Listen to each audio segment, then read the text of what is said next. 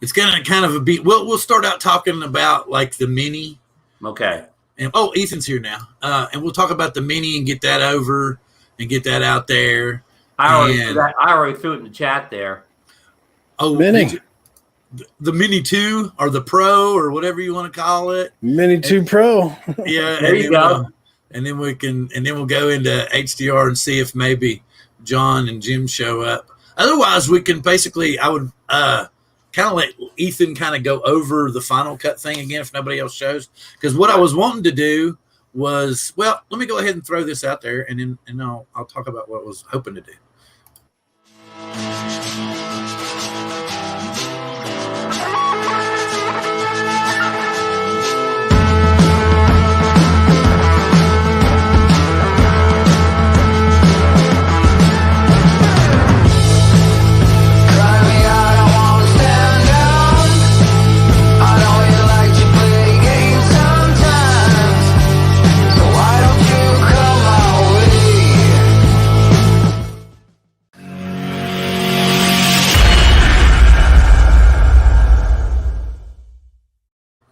And hello, and welcome to Season 4, Episode 38 of Drone Therapy.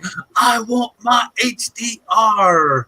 But to start out with, because Ethan's actually the HDR master, and he will be probably handling the brunt of the questioning and shows, and Ron and I will just kind of sit here and drool in envy. But anyway, I'll explain how I got so enamored with HDR here in a moment. But first off, as we all know, Mr. Osidalev has been posting our fun little thing, and then the FCC helped us out by posting that it appears there's going to be a new Mavic Mini. Or as the FCC calls it, a camera drone. Mm-hmm. Yes, it's a camera drone, because they don't want to tell us the name yet, even though the call letters are almost identical to the original, except for the 2. Right. You know, so I'm thinking that because what we've heard, they said, what's his name? Frank Wang or Fred Wang? What's his name? Wang. Frank Wang was not happy with the picture quality of the Mavic Mini, which none of us were. So we were all thinking that we were all bitching and moaning because we wanted the 4K, at least minimal 4K, 4K, 30 frames per second. And remember, in the summer of 2019, yes, all we heard about was there was a 4K model, but it was overheating. And welcome in John Cuppi. Oh, there was? Remember all the rumors were that whole summer of 2019 that there was a 4K prototype running around for the beta testers, but it kept overheating. And that's why the final version was downgraded to 2.7K. Now, that's all just rumor. I mean, you know, this is scuttlebutt. Well, here's you go. Hot Rod's saying if he wasn't happy with it, then why the hell did he release it? To get all that Christmas money. Yeah. When you said Frank, could you see Frank Wang in his backyard? You know, flying. He can have any DJI drone he wants. He's flying his Mini around the backyard, and he picks up the phone. He picks up the phone and calls like his vice president. Said, hey, did you know the video on this Mini stinks? You know, you guys better fix that, or I'm going to come down there and fire y'all. Isn't that what he did? He did fire a bunch of them, didn't he? Well, a bunch of people did lose their job. I hope it wasn't over the poor little Mini. But anyway, so we're figuring, because it looks like the battery's a tiny bit bigger, so you might get 5 more minute flight time, or maybe all the powerful that more robust image processing chip in it. Oh yeah, that what is it? Well, I was speculating that it was the old Mavic processor with updated internals. Mavic Pro 1 processor. Yeah. Which makes sense. Or something along that. Probably a different board. Yeah, probably shrunken down. Like obviously they have to shrink things down to the smallest possible size to make it compatible with the Mavic Mini. There's a good, because was it Bill that was the first one that came up with that, or was it somebody else they figure since the lawsuit's over with that DJI can put DJI props on the Mini? Yeah, well, I think I said it first last night, but I don't know who, but I'm sorry, Ron. I don't know if I said it first. I think I said it first last night. In fact, I posed the bill. I said, do you think they'll put the screw and props on it this time since the Alltel lawsuit's over. Which again, I think it's going to be a given that we're going to see the twist on props. Yeah, and so is that going to save weight or create more weight? Well, that's a good question. I don't know the answer to that one, but John, you're kind of a prop man from the old days. Do you think the screw-on props weigh less than the twist-on ones? Well, I guess in general. Well, I guess the twist-on ones, they don't have the screws adding the extra weight. So, I mean, just generally speaking, yeah, because you don't have the weight of the metal screws. Well, Mel's got a good point right here. He's saying he doesn't get the hubbub. And I'm sure the Mini doesn't really appeal to you, does it, John? No, I have the Mavic Air 2, and I am not going to buy the Mini for the same reason that I'm not going to buy the Mini 2 for the same reason that I didn't buy the first Mini. I knew that I wasn't going to be satisfied with it. And there's no way that this new Mini is going to be better than my Mavic Air 2. DJI is not going to cannibalize the sales of the MA2. Like, I'll be honest with you. The Mavic Mini was a nice teaser to get me to the Mavic 2, the Mavic Air 2. I'm not going to lie, because Christmas was coming up, and I was like, what am I going to do? And I was like, the hell with it. Because remember I was waiting on my Skydio. Yep. And I was really pissed because it was supposed to be here in November. So, it looked like for me, I just couldn't get excited about that drone. I mean, I remember we had Steve Coots on here, and he loves the Mini especially for its weight and the difference that makes with the laws in Canada. But I remember I asked him, I said, I have the Mavic Pro 1. What am I really going to get here in the United States by buying the Mini other than having a cool small mini drone? He's like, 249 grams is all you were getting. And he even said, honestly, if you have the Mavic Pro 1, you technically really don't need. You don't. So, hey, Bill, were you calling the Mini the gateway drug? Wait a minute. Which props, Lauren?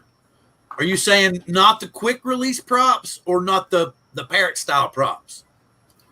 Okay. That's exactly what I thought. Okay, which props? Hey, real quick, I want to wish Mel a happy birthday. His birthday was on Monday. Yes, belated birthday. Happy birthday, Mel. Mel, we would send you cake, but our baker's off this week.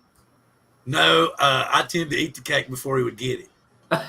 I'm not gonna lie, because my wife's a really good cook, and everywhere there's awesome bakeries everywhere around where I live. I mean, because I'm just outside the city.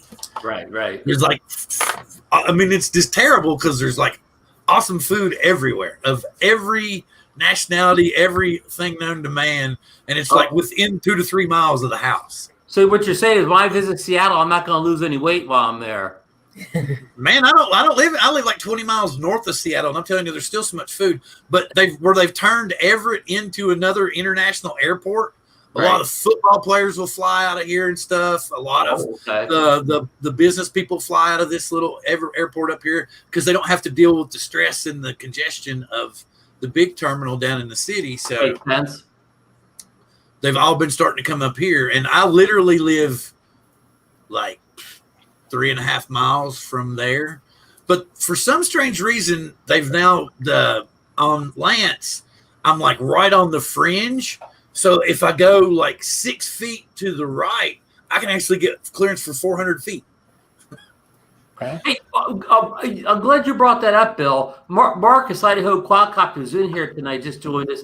He said last night on Bill the Drone Reviewer that he got the Before a Fly app out yesterday, and he said basically the whole West Coast was a no-fly because of the forest fires. Are you seeing that up in Seattle? In Everett. Sorry, in Everett, Bill. No, and I wouldn't fly on those days anyway. Okay. I wouldn't fly on those days anyway. I happened to fly on one of those days at the lake, but it was weird because there wasn't smoke over the lake, of course. But then when I rose up above it and spun around, you could see it just hanging in the trees. So, but I gotta get my 4K shit worked out and get what is it? The layer added to it and everything. And so did you see Lauren saying they're not going to have the DJI quick release props? Oh, so we're wrong. So I don't know. We'll see. I think style props are here to stay. So we're going to say 4K, 30 frames, probably 35 minutes, and Partridge in a Pear Tree. All right. How about D&G raw files for photos, Bill? Oh, I don't know about that one. Y'all have to figure that out. Lauren's our resident Canadian photographer here. Lauren, do you think we'll see D&G / raw files on the Mini 2 Pro? And now, and what price do you guys think it's going to be at? Oh yeah, we were talking about this in our little chat. Yeah, well, if it's a Mini 2 Pro, as Bill says, with all the enhancements, we're looking at what, these $499, $599 ballpark. Yeah, I'm figuring $599 and like $449 for just the drone. What do you think, Ethan? Go ahead. Well, the only reason I kind of bring it up is because I just had somebody ask me this like a month ago, and I've got a lot of experience with the Mini, the Mavic Air 2, and the Mavic 2 Pro. And what I was trying to tell them is because the Mavic Air 2 is literally like price-wise, like smack dab in the middle between the Mini and the Mavic 2 Pro, right? But I was explaining to them what you get, it's the Mavic Air 2, even though it's only $800, it's closer to the Mavic 2 Pro than it is to the Mini, if you want to talk about features and what it can do. Ethan's exactly right. That gap between the Mini and the Air 2 is huge, and the gap between the Air 2 and the Mavic 2 series isn't that huge. So right.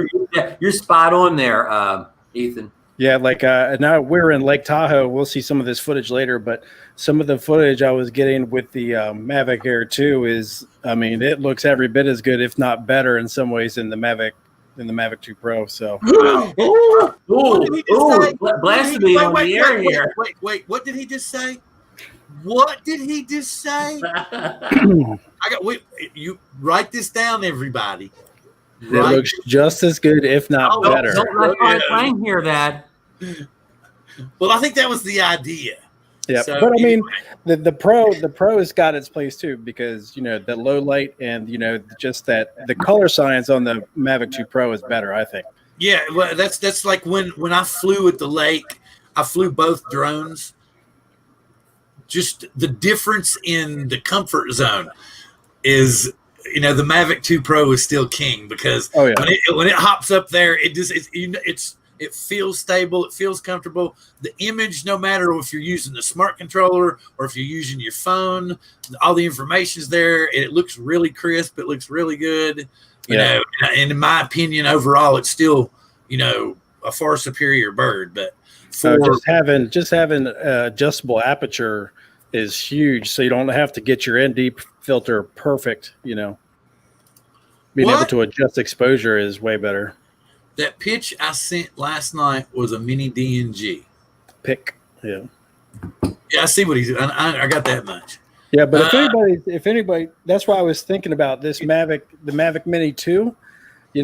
I think if it's not under $500, especially with the Mavic Air 2 out right now, I don't know how well it's going to sell unless it's under 250 grams, where you get 4K under 250 grams. I don't know. It's going to be interesting to see what happens. Ethan makes a good point that once that Mini price gets so high, why would anybody get it over the Air 2? That's a very okay. So we're going to say it's going to be the exact same price. So the resale value of the Mini, sell right now. Yeah, I mean, that's what I would recommend. I would. Yeah. Okay. Unless. What price? Okay, here's the thing. I got just one thing, Ron.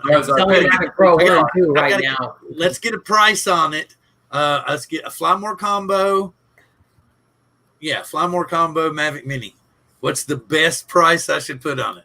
Because I'm literally going to take pictures and put it on there tomorrow. Do you want it to move? I don't want to break my wallet, as in not getting me close enough to really buy the new one. Yeah, I mean, unless I think you could get, probably $400 for it. That's what I was thinking myself. Because there's a whole bunch of people out there that don't listen to drone rovers, have no idea. Yeah, and I think $400 is going to go. I think $400 is going to go poof. And yeah, look, $350. yeah, look right here. 300, 300. If you really want it to move, then do 350. I think it'll move at 400, like Ethan's saying. I think it'll disappear within a day or two. I think it'll move to somebody that doesn't know the Mavic Mini 2 is coming. Also, are we talking 400 shipped? No. I think I can sell it locally. I've sold all my other ones locally. Every one of the other ones has been sold locally. It's just really curious if they come out with it. You know, I mean, I think it reminds me of GoPro. Like, so for those you guys don't know, I recently got the GoPro 9, and this is what the 8 should have been. I also feel like the Mavic Mini 2 is probably what the Mavic Mini should have been. Yeah, but that's why I think it's just going to be a Pro. So it's just going to be a little step up. So okay, let's say not. How about this? For the Mavic Mini Pro, $525 for the Fly More combo, and $449 for the drone itself. So I think it's got to be under 250 grams, and they got to have some like pro level picture profiles, like decently, like maybe they. I doubt you'll see 10-bit on it. I really don't, but maybe like 1080p 60 or something. You know. Hey, Bill, here's a question. No, you all go ahead.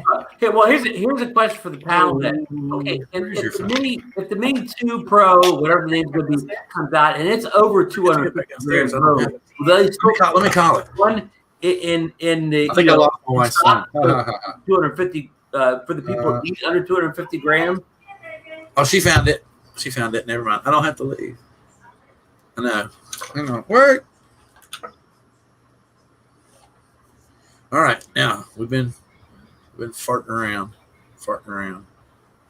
Okay. I'm really curious to see what this FPV drone personally. Well, now they're talking. He said also that it looks like it's going to be delayed. Yeah, not surprising. Oh, what? And Mel's okay. What won't be? He's saying the new Mavic Mini. Well, he's saying the Mini. That's the only reason, like I said, it's kind of like the Apples would just kind of do like a step up. It would be like the E or whatever, and it would be a yearly thing. What, John? Right. Well, like back in the old days of the Phantom, there was a new Phantom every year. But sometimes it was like a Phantom 3, and it was like a Phantom 3 SE, and then it was a Phantom 3 Pro, and because remember the Phantom 4 came out. And then, like a year later, or like 10 months later, the Phantom 4 Pro came out. Yes. Mm-hmm. Yeah, that's, I mean, the cycle was much faster. In fact, Mel can probably correct me here if I'm saying something wrong. Like, I think within almost a year, we got the Phantom 3 Pro, the Phantom 3 Advanced, and the Phantom Standard all came out like in about 1 year's time or whatever. We got 3 Phantoms in 1 year in 2016, something like that. Mm-hmm. Possibly. Anyway, we've blown. Let's see how many we've blown. Almost 20 minutes on the Mavic Mini 2. So whatever you want to call it. No, let's see what time is it. Let me make sure. 47. Yeah, so about 20 minutes on it, bullshitting back and forth. So to bring up the HDR thing, I guess Jim isn't coming. He looked at it but didn't come. What I was kind of wanting to talk about, and this is what made me partially go ahead, or a big reason that I got the Apple laptop, was the ability to use Final Cut Pro. And it seemed to me to be simpler because I followed Ethan's video that I do believe is still linked in the description below, to producing HDR for YouTube. It's just I haven't put the adjustment layer on my computer yet. Sorry, Ethan. I haven't gotten around to that yet. Well, anyway, that you don't have to have it, but you can see the green override. The robust green that YouTube adds to it. Because I was like, I've had a couple of people that like messaged me on Facebook and were like, "Why is it so green, man?" And I was like, "Because I was in a good mood that day." Anyway, but I don't know. So, but yeah, I understand why you're seeing that. But that's why I was hoping Jim would come in, because he had shot something on the Mavic 2 Pro. And he had graded it and produced it in DaVinci. But so I guess what I was kind of wanting to talk about was what kind of gear you need and what kind of wares at this point in time will actually produce HDR, and what what varieties of HDR they are. I don't understand them that well. Right. And do you understand the difference in like HDR, HDR10, and what HDR and the 600s and 900s and whatnots? I think so. Okay, well, that's kind of something I would like to know, and I would be curious about.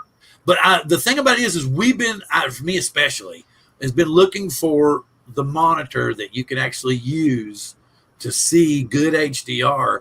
And we've looked and looked and looked, and there's really not a budget one out there. Mm-mm. And they run from like $700 to $1,000. And it's like you can look through all the $700 ones, and they're just not quite good enough. But if you really want one that you can use and produce HDR on, you got to be willing to spend $1,000, period. There's just no way around it, pretty much.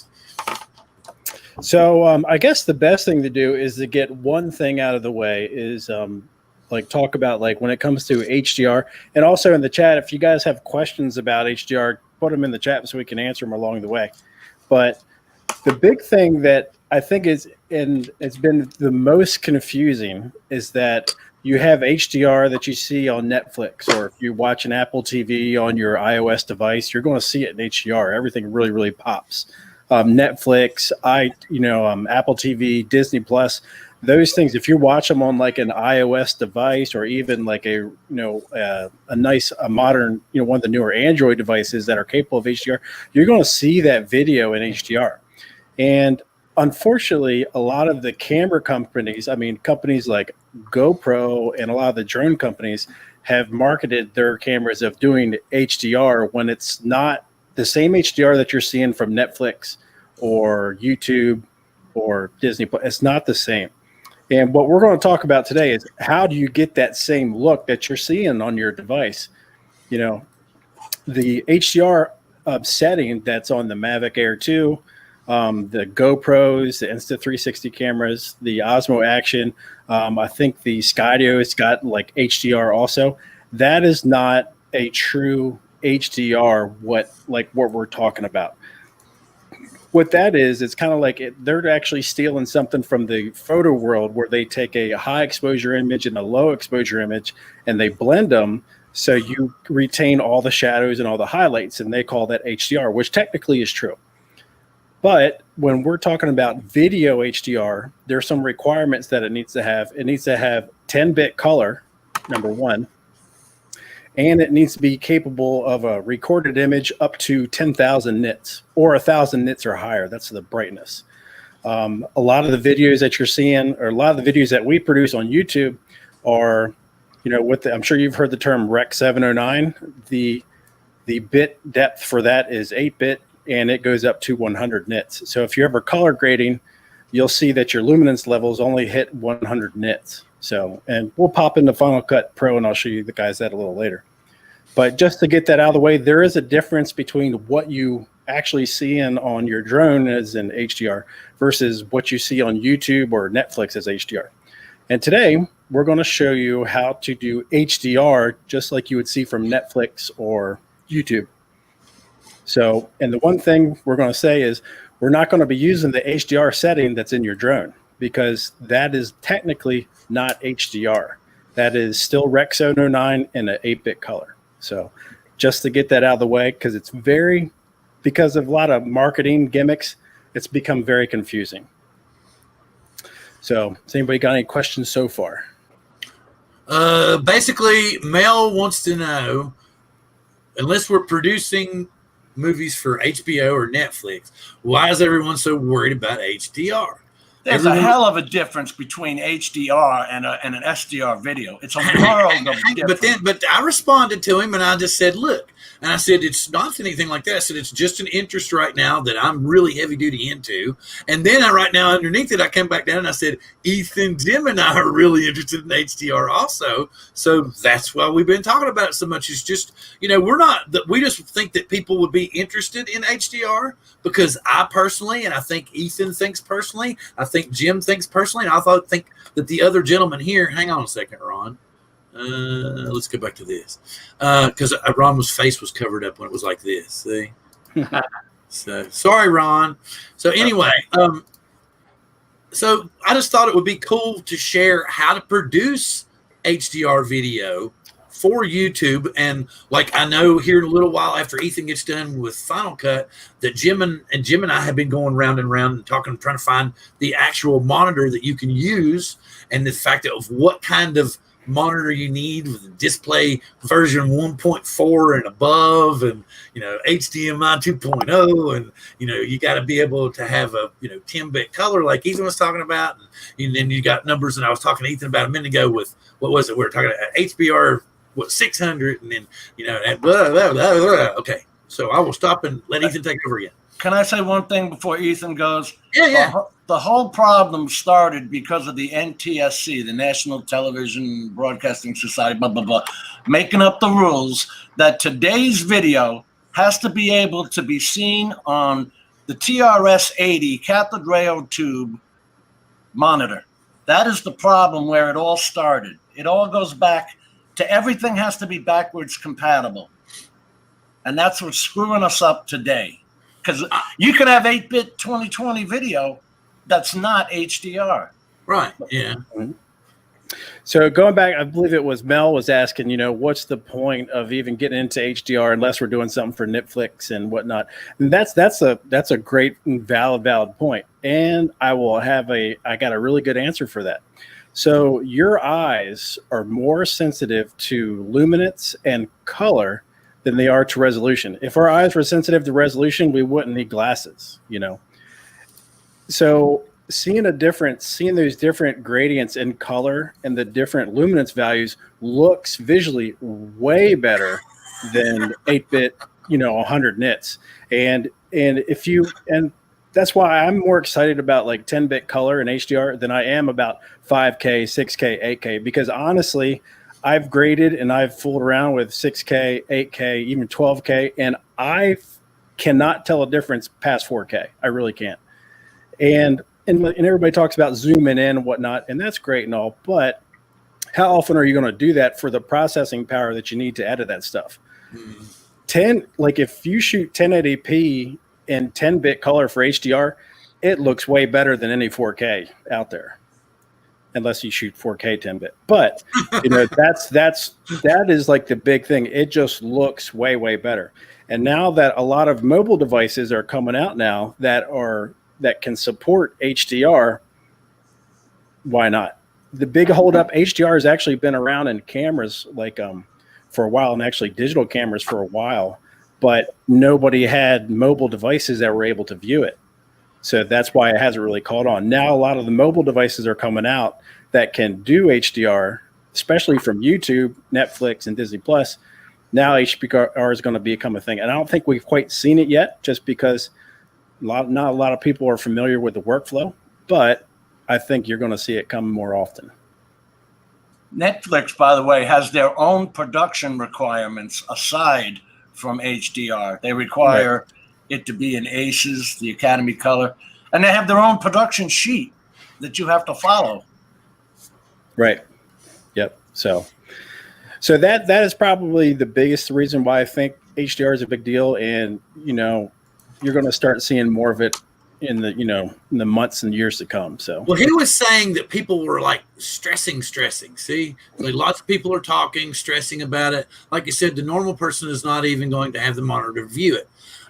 But the thing about it is if you watch, you'll discover that like 60 to 90% of YouTube videos are watched on these things. Yep. And they can watch everything in HDR. The newer ones all do it. And when you watch a video here in HDR, you crave to watch it on something bigger. Like I can actually watch my video that I put up at Lake Goodwin on my big TV in the living room in HDR. And that's like Ethan said, it's just you don't get blown out like the sun. You don't get blown out by the sun. You can see it like cutting through the trees and working through everything. You can see the textures and the layers of the colors. Even me being colorblind, I can see the textures and layers of the colors. It's easier for me to distinguish a true color that way. Like I always have trouble with like deep greens and dark browns or dark purples and blues. So, and I've always had that issue. So, it's just. You shocked me with that, by the way. I had no idea you were colorblind, and I'm sitting there showing you HDR samples. Well, I just kind of what I do most of the time is I'll start out and grade it what I think, and then I'll go back and cut everything off and make it black and white, and then I'll grade it that way. And then I'll just turn everything back on and see how close it looks. Right. So we've talked about like what HDR is, what the difference is between that and a lot of the HDR setting that you see on the cameras. So settings that you will want to use when you're trying to shoot for HDR is like if you got a camera, basically anything that's in log, HLG or PQ, that's going to be able to convert nicely into HDR. Technically, you should have something that can record 10-bit color. That's like the minimum for HDR, but I've had pretty good luck with 8-bit cameras too that are very, very high quality. So the higher the bit rate, the better it's going to be. So if you got like Fujifilm X-T4, a lot of the newer Canon cameras can do 10-bit color and C-Log or HLG. Panasonic GH5 is one. Mavic 2 Pro, if anybody's got a Mavic 2 Pro, it'll do 10-bit color. I've actually had good luck with the Mavic Air 2, also with D-Cine, with converting it over the 10-bit with the right lighting. It actually comes out pretty decent. So, but it's not 10-bit. See, that's where I had a problem with you when you said it's as good as the Mavic 2 Pro. It can't mathematically be as good as the Mavic 2 Pro because it has to be 10-bit log video manipulated in your editor in that sense. Technically, yes. But it still comes out very, very good, and you wouldn't know the difference. So I actually got a clip we'll show you guys. But with that, you guys want to jump into Final Cut? Sure. Well, wait a minute. There's different flavors of 4K HDR TVs too. This piece of junk I have here is a Samsung 43-inch NU6900. It's only an 8-bit TV, but it has FRC, frame rate control. So when it's going to show you an HDR video, it will, by computer processor, upgrade it to 10-bit. It's almost fake HDR. That's basically what it is. And it's basically banking on the fact that the video that you're watching is only going to approach 1,000 nits when really the TV could probably only do 600 or so. Yeah. Most TVs that say HDR can't really do a true HDR. They do like a HDR effect on top of it. But if you have any of the OLEDs, any of the OLED TVs, it's a good bet it's true HDR. So, and as far as the different flavors of HDR, you have HDR 10, HDR 10 Plus, Dolby Vision, PQ, or like the big ones. But HDR 10 is what you're going to see the most on everything because it's open source. Dolby Vision is proprietary. So, I don't know if it could be me. It might be somebody. Yeah, I heard it. No, we all heard it. Yeah.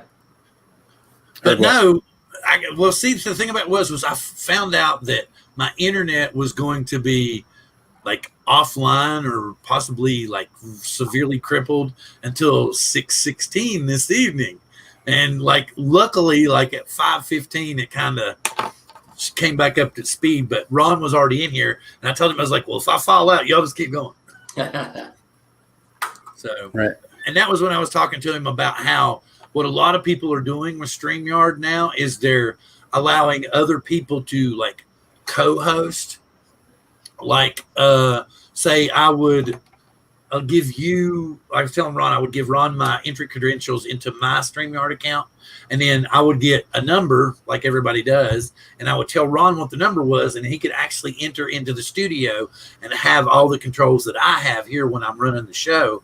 And so he could take over and kind of like a producer type deal. So anybody could do that type of thing. Mm-hmm. So anyway, so back to the HDR. He's going to go. Have you got it shared for me? Are we ready for a share? Not yet, because I saw some people were asking about the monitors and whatnot. So, and I think also we were talking about their devices not being able to view HDR. Well, that's the second part of it. Your computer monitor, when you're editing your video, when we edit on our computer monitors, you adjust the colors and how bright it is to what you want it to look like when somebody else watches it. With HDR, if you're not doing that with an HDR monitor, you're just shooting in the dark and not knowing what you're doing. And when you go to upload it, you have no idea what it's going to look like. So that's the other thing. And like if you're using like an Apple device, Final Cut Pro will not output HDR signal to a regular HDR monitor. It's got to be an Apple HDR monitor, like the Apple Pro XDR, which is I think like $4,500, $5,000, something like that. So DaVinci Resolve will.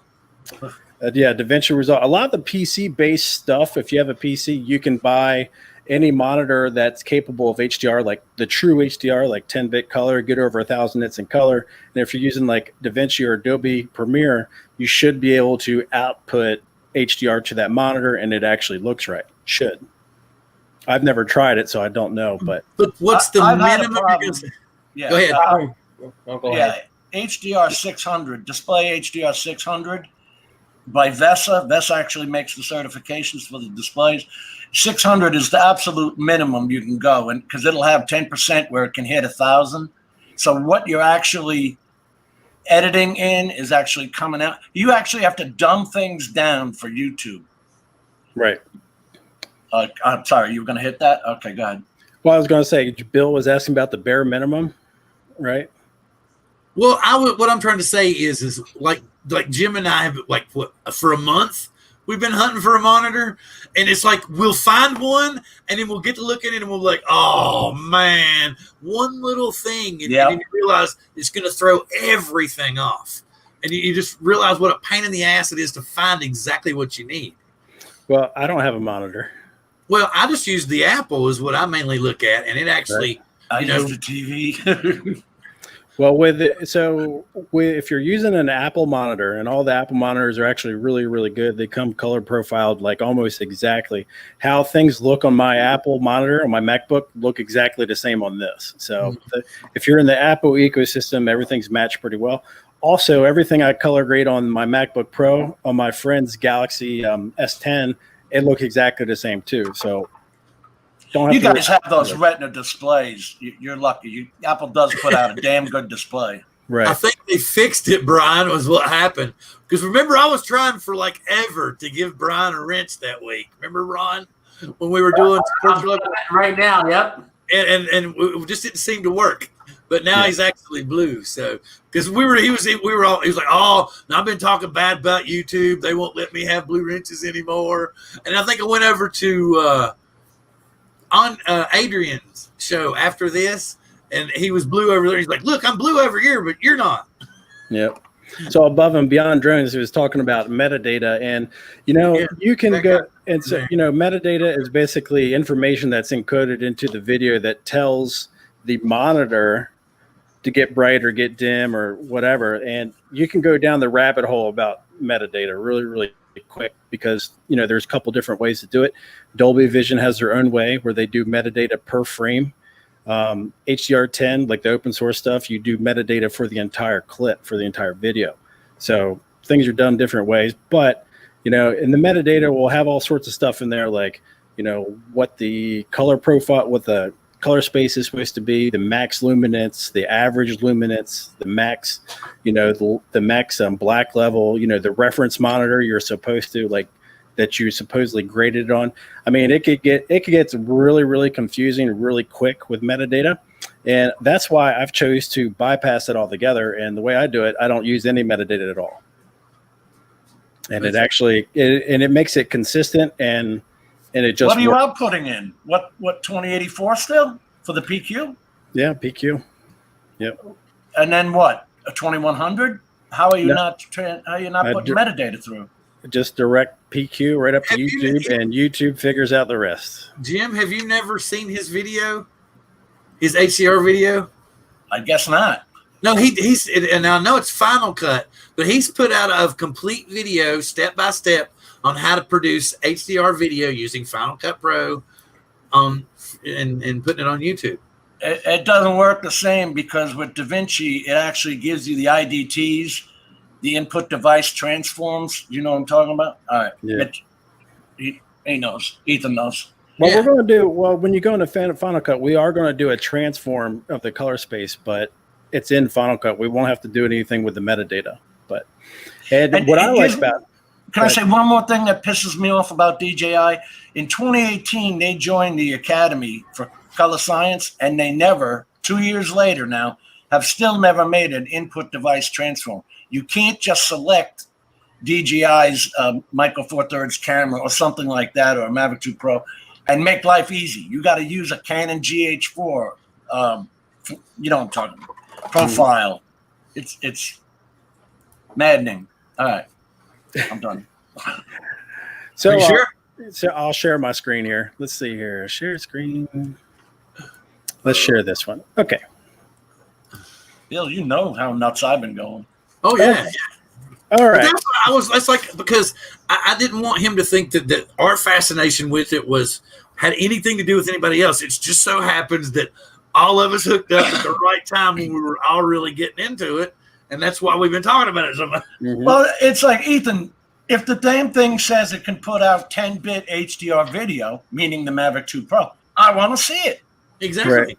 Yeah, I think, and you know what, like, so we're going to be talking about how we export things in the PQ, and there are some new cameras coming out that record in PQ. So you bypass the whole, the whole transcoding it into another color space and all that crap altogether. So PQ is only perceptual quantization because your eyes can actually see 17 steps of depth. Right. And it's actually, PQ is actually developed by Adobe too. So, or Dolby Vision. Easy.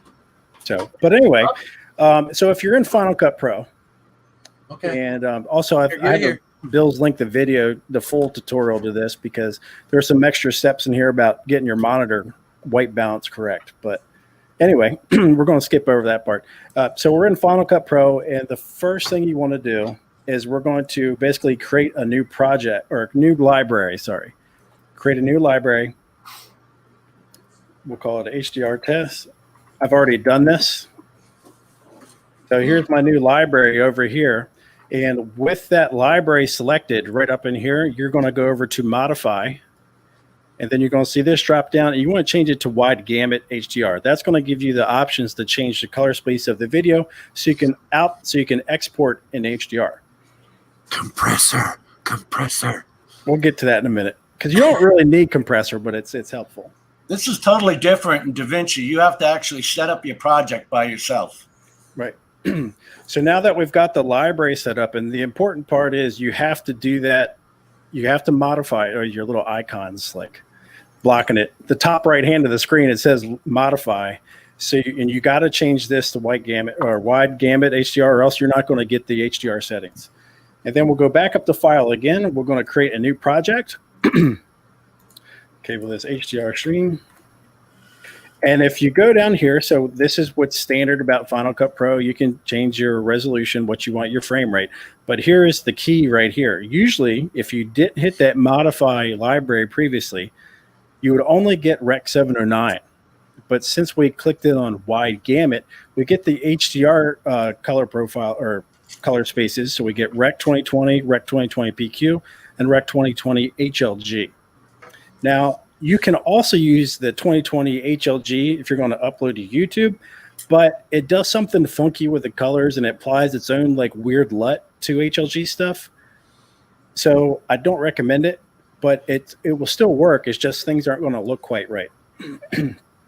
So I stick with the 2020 PQ. So we're going to click that. We're going to click OK. Now you're going to import your media the same way you would do anything. And ideally, you'd want to import clips that are 10-bit color, ideally.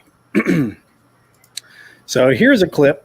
This was recorded with the Mavic 2 Pro. And if you want to check like what the color space is and what the color profiles and color space is, with the clip highlighted, we're going to go up to this little eye right here. And then if you see right here, it says 2020 HLG. That tells you the color space that it's in. But since we're in a PQ 2020 timeline, we're going to go to color space override right here. And we're going to put this on 2020 PQ.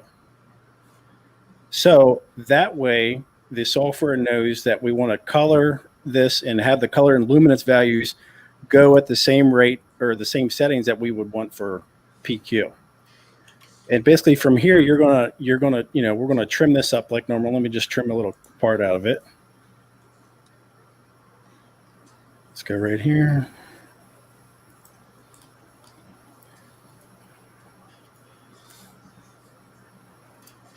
All right. So basically, once I got a section that I like, I kind of get rid of my libraries, and I'm going to bring up my color scopes. And we're going to color grade this so it looks right. All right. So the big thing that you're going to notice, if you look at the left-hand part of the screen here, our luminance values go from 0 to 10,000 nits. If this was a Rec 709 project, our standard video that everybody usually does, that would only go up to 100. But we're going to take the same rules here, and we're going to make, and because we're in HDR, a lot of these modern devices can get up to 1,000 nits. Some of them, the newer phones, can even get up to 1,200. So because a lot of the newer cell phones can't quite do over 1,000 nits yet, the good rule of thumb is to make your highlights not go over 1,000 nits. Just like with a regular SDR video, you don't want to go over 100. Same thing here. We don't want to go over 1,000. So we're going to bring the highlights down until we see these clipping parts hit 1,000. Hey, Ethan, can I get you to pause just a split second for me? Sure. All right. John has had a busy day today, and he's going to bow out a little bit early, so I'm going to let him tell everybody good evening, and we will get back to our presentation. Sorry, guys, I'm bowing out a little early, but it's been a long day, and I'm getting old. I got to take my nap. But I will catch this replay. Ethan, good luck with the HDR lecture. It's going to be freaking awesome, and I hope you guys all have a good night. All right, see you, buddy. All right, You guys take care. All right, later. So I'll answer a question real quick. BMAX Aerial Visuals just asked, is these different color formats, this is a good reason to shoot in descending like only? They are different. Yes, they are different color formats. We are using PQ as our export in our project setup just because that's what YouTube likes. YouTube also likes HLG, but to keep the colors come out better when you're using PQ. Or I won't say they come out better. They match what we see on the screen better when they're uploaded to YouTube when you're using a PQ project. Let me add something to that. YouTube will only HDR something that is rendered in PQ. It'll also do it in HLG too. Yes, but HLG and PQ. HLG I found to be garbage, but okay. Sergio, you're asking about video director. But so there's only, as we know right now, there's only 3 platforms that will produce actual HDR, right? As far as 4, okay. 4? What's 4? It's Adobe Premiere Pro, Final Cut Pro, Adobe's. What's their Fusion version for Adobe? Oh, okay. We're still talking about an Adobe product. And I was just going to say, Adobe DaVinci After Effects. Yeah. So also a quick note on the side here. The reason that Final Cuts are actually really good with this is because you can do HDR editing without an HDR monitor. Because when you're working on a HDR project and you upload HDR footage to Final Cut, it automatically recognizes that, and it does what's called tone mapping. So it'll automatically bring so this monitor that I'm working on is only capable of 500 nits. So I'm not seeing the actual brightness that it can get to on this guy. So what Final Cut does, it does tone mapping, will automatically bring those values down so you can see them to within the limits of your monitor. So that's why we don't really color grade by eye. We're going to use the scopes to help us out and make sure we stay within those limits. So this clip is actually shot in HLG off the Mavic 2 Pro, but you can also use DCineLike if you want. They're both 10-bit. But what I did already, we brought the highlights down. So the highlights are just under 1,000, the 1K mark here, the 1,000 nits. And we're also going to bring the shadows down to close to 0. The 0 mark, if we actually take this line here, the 0 starts actually way up here, not down here. So that's where I bring my shadows to. They're just touching that, because when it's viewed in HDR, it's going to be the highlights are going to be much brighter and the shadows are going to be much darker. So it's real easy to go overboard with the contrast, but just keep within these limits and you should be fine. I also like to bring up the mids to just make the overall image brighter. And see, we're still not clipping the clouds. We can still see you guys probably can't see it, but I can see it on my screen. These clouds are not clipped, and this whole image right in the middle looks very, very nice. Want to bring up the saturation. You can color grade this just like you would do anything. You just want to stay in these limits when it comes to the luminance. Do you see what Mike's asking? He says, "Can we?" So I don't understand what you're asking, Mike. Are you saying can he program one shortcut to do all these steps, or I don't because I don't think he can program one shortcut to do all this. Yeah, we haven't. I mean, we've just. So, are you asking like use a LUT kind of thing? I don't know what he's talking about. That's what I was kind of because I was like, I mean, these are the same steps you would use to color grade anything. They're just you're using different values. Instead of sticking between 0 and 100 for like a 7 or 9 clip, we're going from 0 to 1,000. So, Shotcut is a video editing system. If it doesn't have the HDR in it, then the answer is no. I know Premiere. What do I use? Cyberlink Power Director can't do it. Now, that's what we were talking about. There was very limited software that could actually do it. And I just put it. I told Dan that he found a Mavic Pro for $635 brand new in the box, and I was like, I have a Mavic Mini for sale. Fly more combo, $400. Right.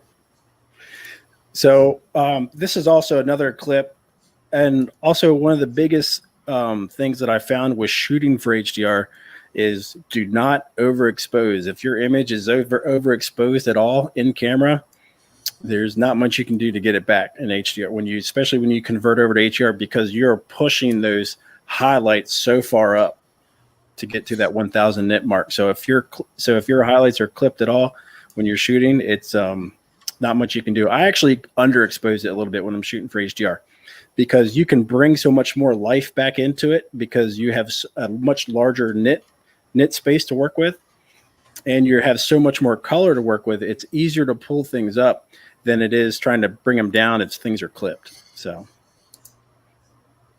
but basically you want to transform. The gist of it is we want to transform, basically set up the HDR project correctly into PQ. We're going to go do a color space override and convert our clips from these particular clips are in HLG. We're going to convert them to Rec 2020 PQ. And then we're going to color grade between 0 and 1,000 nits. So that's the bulk of it. Yeah. But I kind of went, I couldn't get mine to come down below 1,000, but it was right on the edge. So if you just grab this highlight thing right here, you can bring it down as far as you want. You can go, the little ticker goes here, like it stops here, but you can go past it. Oh, okay. I got you. Yeah, you can go, you can put it to the bottom here. And visually you think you're done, but you're not. It'll go past it if you just keep on going pulling it over. Yeah, I didn't realize that now. Yeah. Oh, well. You may find yourself, you have to do that. So, well, this kind of saying, and see, Jim, throw up your link to your HDR video. Have you seen his video, Ethan? That last one has the sky. Yeah, the sky was still blown out. No, it wasn't. The last one wasn't that bad. The last one was really good, I thought. That was shot in D-Log, and I had to do it all myself. I had to set the project up in Canon G4, and then I did the Rec 2100 and then 2084 as the PQ, and then outported at 2020 color space. So, but did you watch it or do it using a YouTube video, or did you take notes? What did you use as a point of reference? Oh my God, I've been through everything on here. I started off in what is this called? Mystery Box, reading about the origins of HDR and how the specs go back to the cathode ray arc tube and how DCI-P3 is not really 2020. Yeah, I mean, you can go down the rabbit hole, that stuff. I do. And 3 hours later, you watched the YouTube video and finally did it. It really is a crapshoot because the first two I put out, something was always blown out. Usually it was the sky because I'm paying more attention to the scene than I am the sky. So with this, doing it this way, there's one more thing we need to do. And because if I was to export this right now in ProRes or H.265 and upload it to YouTube, YouTube would like automatically recognize it and they'd convert it to HDR, but it had this slight like green shift to it. And or it's a red shift, I can't remember. So what I usually do, I put an adjustment layer of the entire clip, and then I add just like I think a -7 tint to the whole clip, and it basically compensates for that color. Can't find my adjustment layers yet. There it is. So I'm going to put adjustment layer of the whole thing, and then I'm just going to bring the tint down. Actually, I think it's going up with the tint to 7. Yeah, just to give it a little bit more magenta look.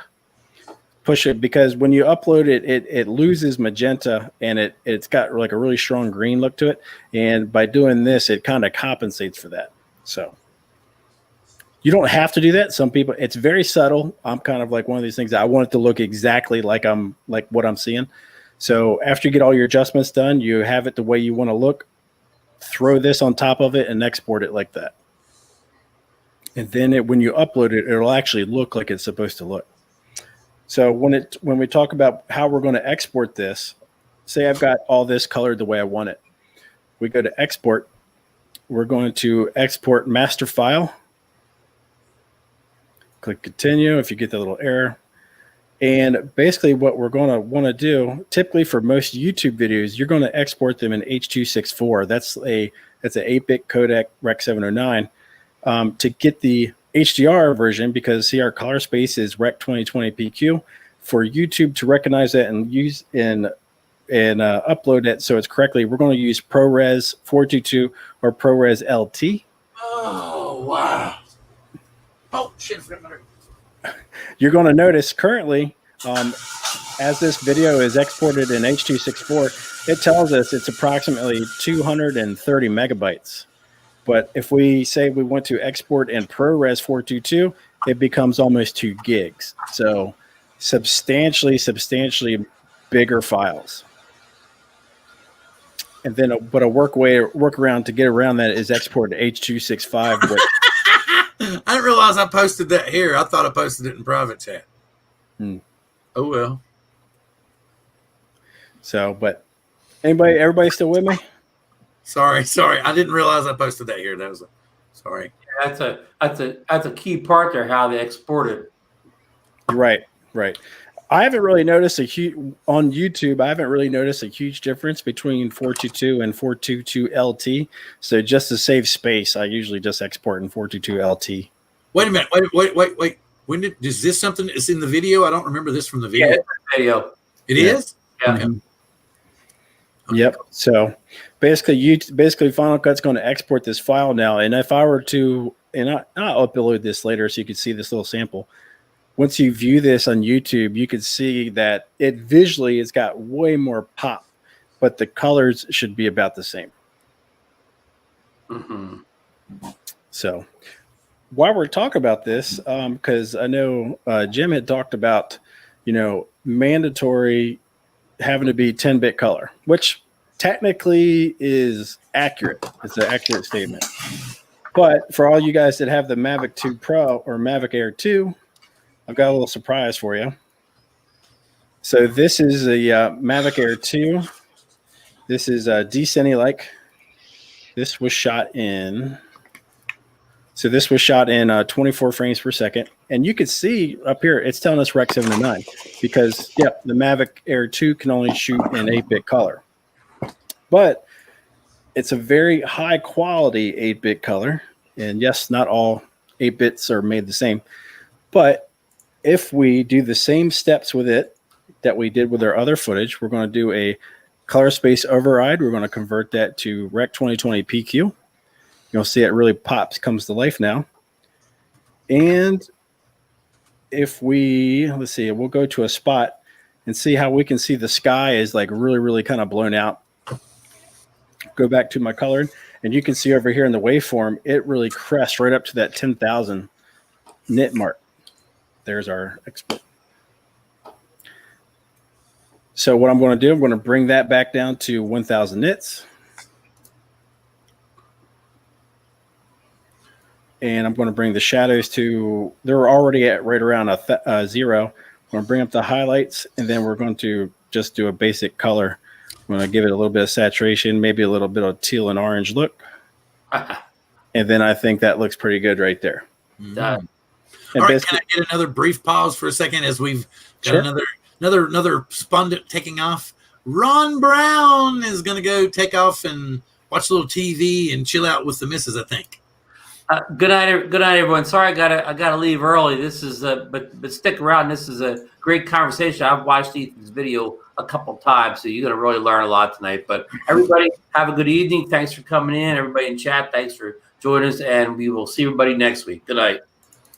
See you, Ron. So even though this Mavic Air 2 is technically it's only 8-bit color. It actually does pretty darn good in HDR. You probably couldn't really tell a whole lot of difference. So, and I attribute it to it's got a really good sensor on it, and it's using the H.265 codec, which can hold a lot more information efficiently. And it's actually, I think it was 110 or 115 megabits per second. So got a lot more information there to work with. Even though technically it's not 10-bit color, it's still in the right lighting situations. It actually converts the HDR pretty well. Well, that's something DJI needs to work on is upping, because right now the Mavic 2 Pro is only 100 megabits per second. I wish they would up that. Right. Oh yeah. To DSLR. Right. Now, speaking of DSLR. Here is a little shot from the Fujifilm X-T4. This is, let's see, take a look at this. So this is 4K at 60 frames a second, and it was shot in 2020 HLG. This is I think it's at 200 megabits per second. And there is a ton of information here to work with. I don't know if you can see it on your monitors, but this is at night. This was shot with a 50 millimeter lens. At aperture, I believe it was 1.5.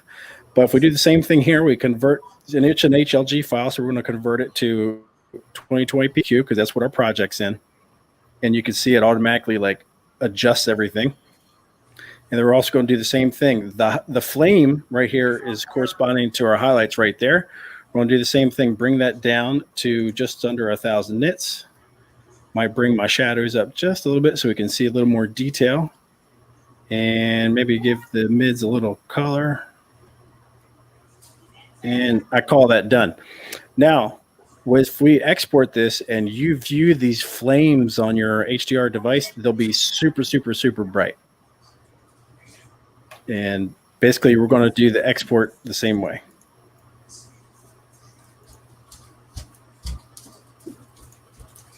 So, and I will also export this. And I'll export it and I'll upload it and put a link so you guys can find it if you guys want to go back and just take a look about how these look on YouTube.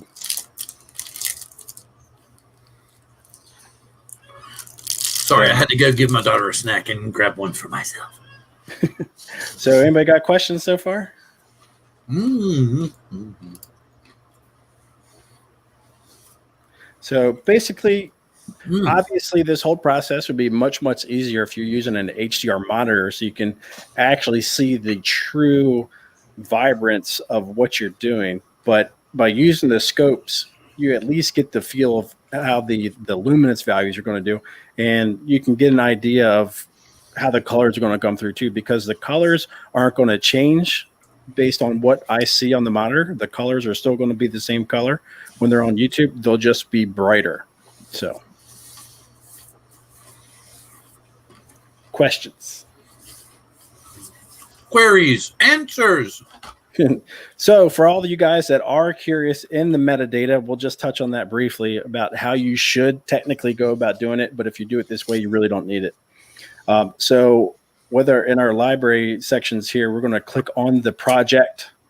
We're going to click on this little triple arrow here. It's the share button. And then we're going to go down to HDR mastering. And this is where you'd put in all the HDR stuff. If you don't see this, there's another setting here. Let's go back to that.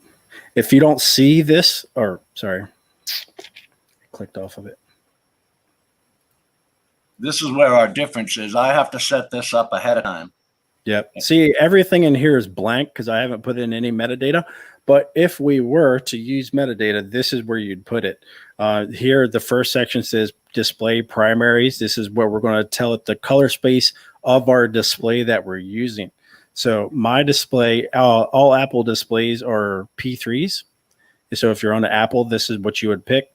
The white point, I've adjusted mine to a custom one, but most of the time from the factory they come set up. The white point is D65. The maximum luminance for this display is 500. The minimum for this, from what I could find online, is 0.05, and the max CLL, we're color grading everything to 1,000 nits. So you would put in 1,000, and the average, I don't know. We would just take a guess, but I'd probably be around 400. There's actually special software out there that you can use to basically upload your clip in to find out that number. It takes the entire clip and averages all the luminance of the clip together and gives you an average. So, but if I was to take a guess, that's what it would be. But that's what you would do to put in the metadata for this. But like I said, it doesn't really, I haven't noticed any difference between me putting these values in or not. So I just leave them out. But any of you that are interested, that's what you would do. I can't hear you, Bill. Sorry, I was crunching on candy a minute ago. Jim, do you have it set up to where you can kind of give a basic run through of DaVinci here in a minute, or are you prepared for that? No, actually, I'm not prepared for that, because the only difference is what he just did. I gave you homework days ago. Basically, what Ethan did at the end, I have to do in the beginning. I have to set up my project ahead of time and make sure my timeline is going to conform with that. In other words, that I shot my video I shoot everything in D-Log. Okay.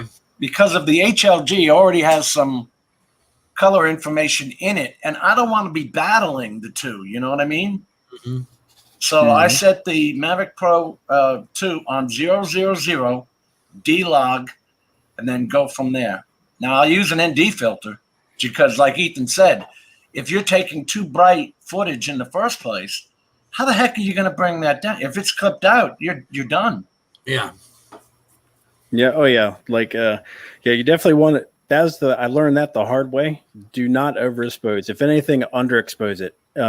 Use your histogram and make sure no parts of your histogram are past the right-hand side. That's basically, I even go a step further and make sure I lower the exposure just so I can see those upper brights. Because sometimes they're so high off the chart, you can't see them. You might think you're not clipping, but you're clipping. Yeah. Yeah. So, but let me just look at these because I went through these YouTube. I see Above and Beyond Drones just posted the YouTube requirements for each there. Ethan, Above and Beyond Drones is Jim. Oh, sorry, Jim. It's fine. So I'm just looking over that. That's right on the money. Yeah. And see, that's why I go with the 2100, Direct 2100, and the PQS 2084 because they tell me to. Right. Well, but they do change the color. I've noticed that what you set does change when it gets finally rendered on YouTube. Yep. Mm-hmm. That's why I've decided to go with PQ, because with just a slight tint adjustment at the very end, it's the closest. Like the HLG is way off. I mean, it looks okay, but I mean, it's not anything close to what you're looking for. You know, when you're color grading and you're adjusting things, you want it to look exactly like what you know. And that's why we've been going nuts, Bill and I, on deciding on what monitor to get. And anything less than a display HDR 600 is worthless. Gotcha. But anyway, that shot right there for nighttime is excellent. Look at the information that's in that shot. Or look at what you can see. Oh yeah. In that. You couldn't do that with a Mavic 2. What did you shoot that with? Fuji X-T4. It's the same sensor and same processor as the Fuji X-T3. It's just it's got the flip screen. It's got internal stabilization. But yeah, if I bring this up, I mean it goes all the way up there. How much is it? Right now it's like 1,600, 1,700, something like that. Oh wow! But the X-T3 you can get under 1,000 right now. Mm-hmm. So does the same thing? Does the exact same thing, except for the X-T4 has got flip screen and it's got IBIS, so internal stabilization. Ah. But as far as like what it can output, like as far as like frame rates and resolutions and all that's the same. Yep, and the color profiles. So Bob, I just want to let everybody know, I finally found Bob, and I subscribed to Bob's channel. He just put up his video. And so, yeah, well, no, but the thing about was he already had a channel, and he never would link it just so I could subscribe. Because, you know, Bob and I have actually traded shirts, so I feel like we have bonded. So, you know, I was just wanting to say that. So, but now the next Support Your Local Drone channel, we will be highlighting none other than Bob Casey's channel, and we will get 400 subscribers that night, I hope. We'll have to get somebody over here that can get a bunch of people involved. Yeah. Okay, so, and what are we going to do now, Ethan? If you guys want to talk about DaVinci, I'm going to upload this, what we just made, so everybody else can see what it looks like. If you have an HDR device, you'll be able to see what it looks like. Oh, very cool. So can you kind of go over the basics that you know, Jim, or... Well, first of all, if you don't have an HDR device, and if you have a Samsung TV, like this one, I actually have to turn in general settings. You have to turn on if the HDMI UHD color, because when I went to play Bill's video the other day, Bill's telling me, look at my HDR video. It wasn't coming up as HDR on YouTube. And I'm saying, Bill, what's going on? So I actually had to turn on the HDMI from the computer to the TV, turn on UHD color. Don't ask me why. I don't know why the hell Samsung would do that. I don't have to do it on Sony. But as soon as I turned on the color, then I was automatically able to see that the video was in HDR. Very, very confusing. But again, it's an 8-bit FRC frame rate control TV that, you know, they can put HDR in any of these damn 4K TVs now, and you don't know what you're buying. Yep. I wish they need a standard. Well, Just remember like the HDR and like the action cameras and stuff. You know. Well, remember, but I showed Jim the TV that I have, and he was like, "Well, you got a good TV. It's, you know, it should be playing all this stuff." And I had to. It was the only way I found out for sure was I actually had to go in and open YouTube through a browser, and it popped up as HDR through the browser. And then I went back and looked at it through the actual YouTube app, and it showed, you know, it was the same exact picture, but it just showed in 4K. It wasn't showing the HDR emblem. And I'm like, well, I don't know. And if you didn't know that the video was in HDR, you would never know. Like if Bill didn't tell me, there would be no way to know that that was in HDR. Yeah, I've noticed that on televisions. Like, you actually would have to go to the settings on your television and see it click over to HLG or 20 or, you know, or the BT 2100. You know, for you to know. I'm not sure why the app does that. Normally, this TV is showing BT 1886, and so when I go into general settings, external display, and I turn on the UHD color, that's all it is because it's already saying HDR. Right. But I have to turn on that UHD color or that wide color gambit. Yep. Dan No Fly Zone says, yep. So he knows what I'm talking about then. No, That's he doesn't. frustrating. He's bouncing back and forth between the streams. He doesn't even, he missed the last 5 minutes. I caught you, Mikey. So I'm curious to see how many people out there are really interested in doing HDR, getting involved with it, because right now is the time to get into it because it's still really early. I agree. Exactly. The whole point is we'll just keep this up, and you know what's going to happen here in about 6 to 8 months when it really takes off. Because there's going to be another 2 or 3 cameras that they're going to be coming back, and people are going to be like, you know, hey, man, I need help with this HDR. And you'd be like, oh, man, HDR. Are you talking about HDR? We're talking about HDR 1000 now, man. You just need to just catch up. You know, you could have caught up 8 months ago when we told you needed to dive in. What? Hey, Bill. Oh, Bill Metro Jones joined us. Yeah, I tell you what, I really wish there was a way to get into Dolby Vision cheaply. Because some of the videos that I've seen in Dolby Vision HDR are just like breathtakingly awesome looking. Now, Dolby Vision, it's interesting because these TVs actually have computers on them now. Like especially that Sony Bravia has that XT1 processor, blah, blah, blah. But Dolby Vision can give out frame by frame, telling the computer what brightness level. They all have to have full array local dimming. That's something that Ethan had on one of his settings. Max Fall is actually full array local dimming. And that can be at different points of the screens. If you look at Ansel Adams, something called zones, there are color zones all over these screens. Right. And they light or if they're not lit, they're black, right? And then they light to a certain color degree because it's all mathematical. Which is more than I even want to know. No, not necessarily. We want to know all this stuff. The cool thing is that's why I said, you know, and I didn't, you know, Mel was like, why is it, you know, and for me, I'm not all, you know, tense or stressed or anything about this. I'm intrigued by HDR. I'm fascinated by HDR. I'm really wanting to learn more about HDR. And like I think right now, especially Ethan, because Ethan's kind of got to jump on us by far because he's already produced 2 or 3 HDR videos. And so he's polishing his craft. He's getting it a little bit better. And so I'm leeching off of Ethan. So basically, let's ask Ethan in the first place, what got you interested in HDR? Video, not photo, video. Video. Well, I think I stumbled across. It's probably about a year and a half ago. I stumbled across something about an HDR video on YouTube, and it was with my HDR television at the time.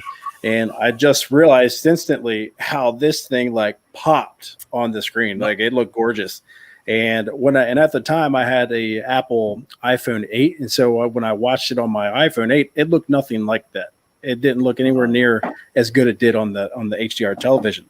So I was just like, I wonder what that is. I wanted to look into it. And I remember seeing something about 10-bit color. And I realized, because I had the Mavic 2 Pro at the time, I realized, hey, the Mavic 2 Pro has 10-bit color. I wonder if I can make videos that look that good. Once I realized Final Cut was able to do it, I went through the process of figuring out the monitors. Like I tried to connect my Apple to the television and try to do all that stuff, and none of that stuff worked. I even bought an HDR monitor, like a 4K HDR monitor. Yeah. Didn't work. Even though I could watch, like if I, downloaded stuff to it, I could see it in HDR, but I couldn't edit in HDR. And then reading in further, they said you need this AJO output device that actually injects the metadata into the video stream, so the monitor will click over to HDR. And that thing was like $2,000, and I didn't want to go down that road. I was like, I wonder if I can just guess, at color grading. I wonder if I could just guess. And that wasn't working too well either. It wasn't until Final Cut got an update in last November that really enabled the tone mapping. It had tone mapping, but it wasn't that good. Things would be still really crazy looking. And when it got this second update that actually enhanced the tone mapping feature for HDR footage, that's when I clicked to me. It was just like, hey, I can color grade this now and make it look the way I want it to look on a regular monitor. So, and that's when I started playing around with, like, I'd make a test clip, upload it, and then I'd compare it with my phone to my monitor, in Final Cut and see how it would look. And just came to the conclusion that if I have the correct white point on the computer and I just do that tint adjustment after my initial color grade and upload it like that, it looks almost identical to what I see.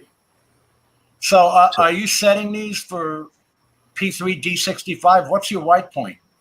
So what I do is really just shot in the dark. So I'll share my screen again real quick.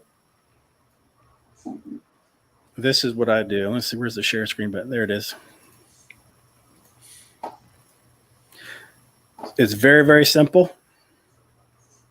You share me, Bill? Do what? I'm sorry. Yeah, I'm ready. Share her screen. Go ahead. So super, super simple, and nobody's going to believe this is what I do, but it works. All right.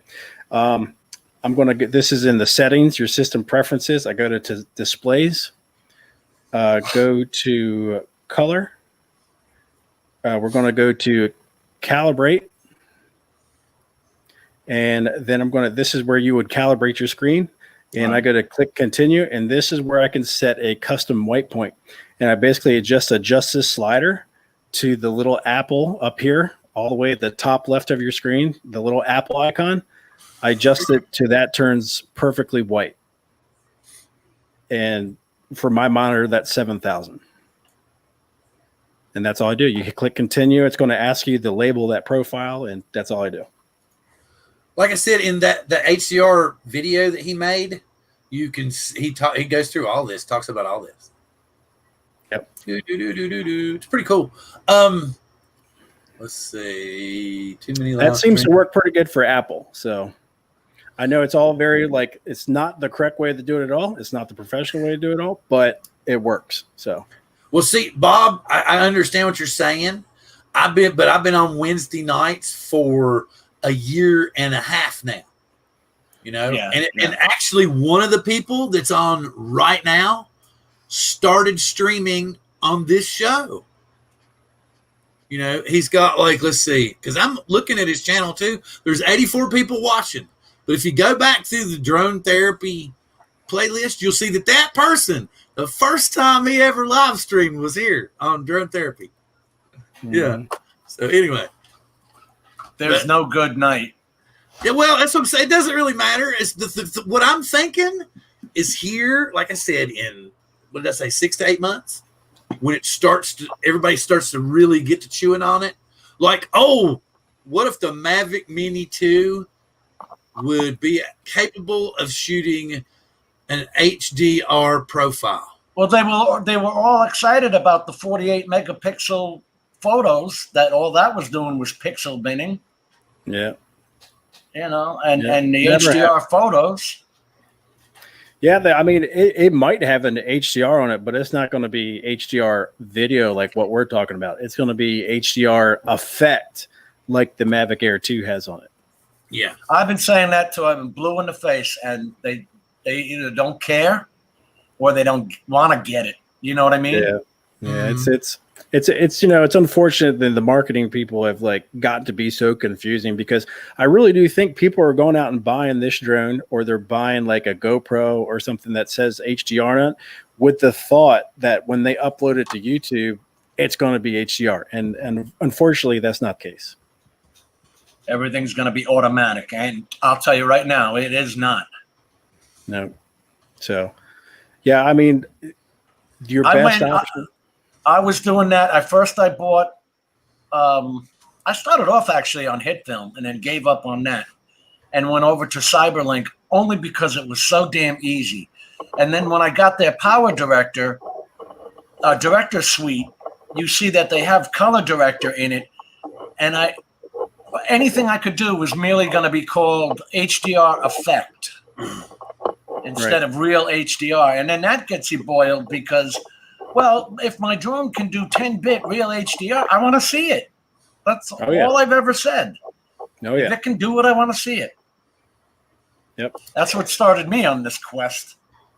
Yeah, and and color grading, I've learned a lot more about color grading and a lot more about the importance of having high bit rates and quality codecs like H.265 versus H.264, having stuff that is above 100 megabits per second. Like, for example, this thing, the GoPro Hero 9, right?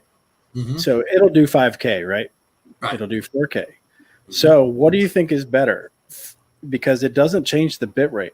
It's 4K is 100 megabits per second. It's 5K is 100 megabits per second. So what do you think should 4K. be better quality? 4K. Right. 4K. Right. You're basically just you're adding more pixels, but not adding any more quality information. So no more digital bandwidth, digital space. Right. And it looks super, super sharp, but you're not gaining anything in terms of detail in the image is when it comes to like color information, luminance information, that kind of stuff. But again, like I was saying, I still think the more we continue down this avenue, because we're trying to tell people, you need to go ahead. And then what's going to happen here in a little while is when people are starting out and wanting to get into it, we're going to have, I'll have probably, considering how much I procrastinate, I'll probably have 1.5 videos uploaded. Ethan will probably have about 15 uploaded, and Jim will probably have about 8 uploaded. And, another thing that's the problem right now is there's a marketing thing, right? And I think that's what's really holding back the 10, 12-bit color is that the only people that really know that part is important more so than the resolution are people like us, professionals that deal with color, whatnot. That's why so many pro YouTubers stuck with, they shoot, I shoot 1080p, but they don't tell you they're doing it on a 5,000 camera that's shooting 1080p in like 600 megabits a second and 10 or 12-bit color. They didn't tell you that part. They're just saying, I shoot 1080p all the time. Well, of course, your 1080p is going to look awesome compared to anybody else's 4K, So and marketing wise, people say, our camera can do 5K or ours can do 8K. Well, that doesn't really matter if it's still 8-bit color, in my opinion. 1080p, like my Fujifilm camera, it'll do that 10-bit color in 1080p at 120 frames a second, and that shit looks good. Looks really good. Yeah. So, okay, what's the least expensive handheld camera that you can shoot true HDR with? Is it the Fuji camera you were discussing, or is there an actual less expensive? There's less one. I use GH5 can do it. Probably Panasonic. One. Yeah, Panasonic.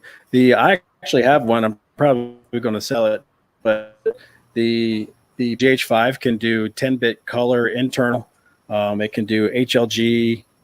It can only do it in HLG is 10-bit color, but you can buy like, for some reason they did their log profile that you got to buy a separate SD card from them to load it on for like $100. So, okay, well, let me rephrase this. What is the overall best quality for the price camera?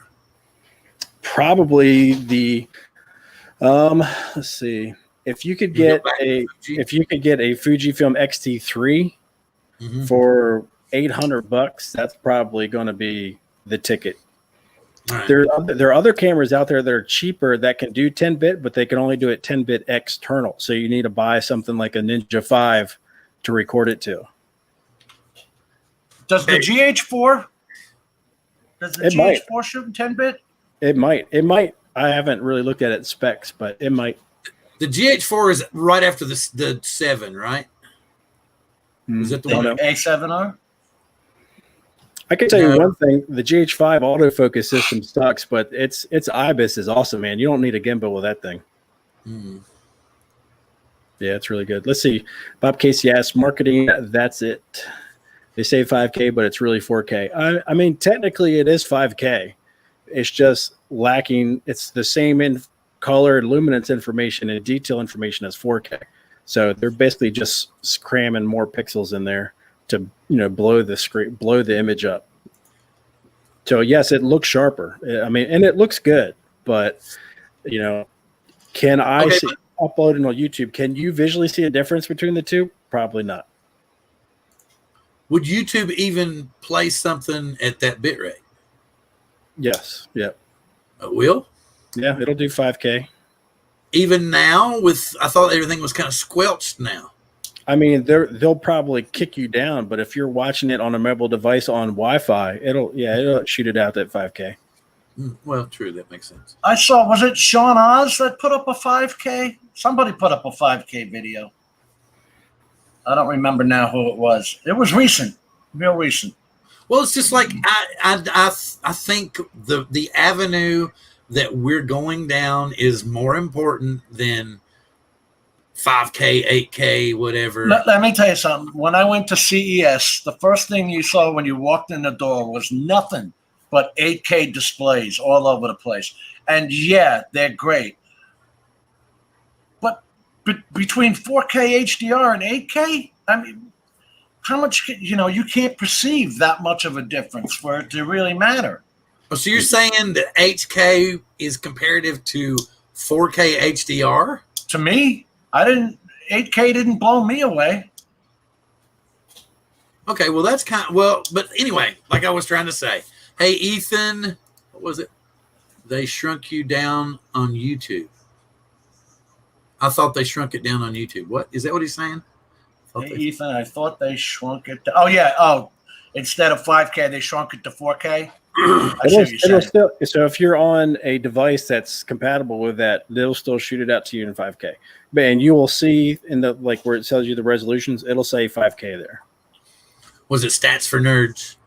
Yeah, I mean they're probably compressing the crap out of it. And I don't know, because the old school days of YouTube was like, if you're making a YouTube video and you want it to look the best as possible, even if you shoot in 1080p, all your footage is 1080p, you want to export in 4K, because when you upload a 4K file to YouTube, it doesn't compress it as much as it does a 1080p file. Now, is that still true with 5K? Do they compress it even less? I don't know. I don't know the answer to that. I don't know either. I would assume they compress it the same as 4K, but I really don't know. So I don't know if it is better to upload 5K and 5K. It may not be. I don't know. Like, they have 8K videos up on YouTube right now, but there's no recommendations like in support. Like, I put up the recommendations that YouTube has for 4K video. They don't have that same thing for 8K video right now because they're still using VP9. Right. Yeah, probably I'm assuming the only things that you could probably view that on are probably 8K displays, 8K televisions, for you to appreciate it, Right. That kind of thing. Okay, but I can attest that HDR looks way better than regular footage. Even an HDR 1080p looks way better than regular 4K. It adds depth. To me, I think it adds depth, to dimension, almost like it's more 3D, if that's a term. Yeah, exactly. Texture to everything, so that there's, it's all encompassing. Bill, I forgot that. I need my medications. Yeah. Well, they switched my. I used to be at the Dolac. And now I'm on meloxicam. So, anyway. You don't have to worry about these things, Ethan. It's only for us old men. I have to take this because of my stenosis.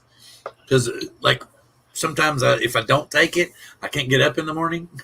I'm just like, she's like, go get yours back operated on. I'm like, but that guy scares the hell out of me, man. It seemed like it was a little easier on Final Cut Pro than, or maybe it's just the shock value from me going up to DaVinci Studio, because I bought the $300 Studio version, And right away, that going up to 10K, and you're like, whoa, what the hell do I do? You got it too, Bill? But not the dongle. I got the dongle because I need to upgrade my computer. I'm sitting here watching Ethan uploading a video while he's streaming to us. I can't do that. I don't have that kind of power. According to what they told me, all I have to do is shut down the license on the computer I was using before and move it to a new computer. But I have to actually go into DaVinci and turn off one license. Where the hell is that? I never had to register it or anything. Well, I'm just telling you that's what they told me, and they said, "Oh, you can actually." I said, "I made a mistake," and they're like, "Well, you can't send it back." And I was like, "Well, I wanted to change it to the dongle, like you were saying." And I said, and she said, well, not she, but anyway, in the email they said, "You know that as long as I cancel the license on one computer, I can move it to a new computer." So I don't know if I would have to just email them directly or what, but that's why because I'm holding out. I want to put it on the Windows computer, and I want to keep Final Cut just on the Apple computer. Right. I don't want to put everything on the Apple computer because, it's only got a terabyte SSD drive. And the thing about it is I can remember when, you used to think that hell of 500 meg, was like huge. And then now you're like, I got a 1 terabyte SSD, and you're like, I don't know how long that's gonna last. Mm-hmm. This guy's downloading. I think our first computer when I was a kid had 16 megabytes of a hard drive. Yeah, it was just. I don't even remember. We were using those 3-inch plastic floppy disks. I don't even know what the hell the RAM was. Or my first computer was an Atari 400, and you had a basic cartridge that you plugged into a slot like a video game. Right. Yeah. So just for fun, I'll show you guys this real quick. I'm going to share my screen again. All right. That'll give me a chance to get my medicine. Go ahead. So just for fun, we're going to take this same exact video. I'm going to upscale it to 8K, and I'll export this, upload it, and just see if there's a difference. And to do that in Final Cuts, it's really easy. With the project selected right here, we're going to go to Modify, and we're going to do Video Format. We're going to go to 8K, and that's it. Press OK. And now you can see the resolution is changed up here in the screen to 7680 by 3840. Ooh, yeah, I can see that. We're going to export it, and I'll just export that. So, oh well, that's going to take a month, isn't it? No, it's about 8 gigs, so it'll take a while. Okay. It'll process quick, but uploading will be a while. Did you see what Mike was asking? He was like, shoot in 1080 and then export in 4K. I would think it would probably be better to shoot in 4K and then export in 1080, wouldn't it? Or what? Are you going to go 4K and export in 4K?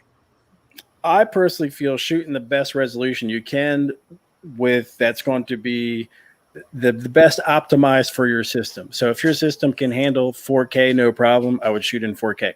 If your system's a little older or you don't have the space, I would shoot in 1080p. But either way, yes, I would export in 4K to upload to YouTube. Yes. What the fuck is that? This is a 1 terabyte Samsung 970 SSD that just plugs right into the USB port. So there's a 3 terabyte of hard drives right there. Wow. Yes. Do you have an Apple mouse, Ethan? No, I've got this one. This is a Logitech, like MMX or something. It's got all the bells and whistles on it for video editing. So the $99 one? Yeah, it was something like that. And it's going through Bluetooth? Yep. Or it has both, actually. Bluetooth. It's going through the Thunderbolt port, right? No, it's wireless. But it's plugged into a Thunderbolt port, isn't it? A USB 3.0? Mm-mm. It's going right to Bluetooth on the computer. There's nothing plugged into the computer. Oh, very cool. So, okay, I thought you were sorry, but it comes with also a Thunderbolt plug, right? I think it does. I don't remember. I think it does.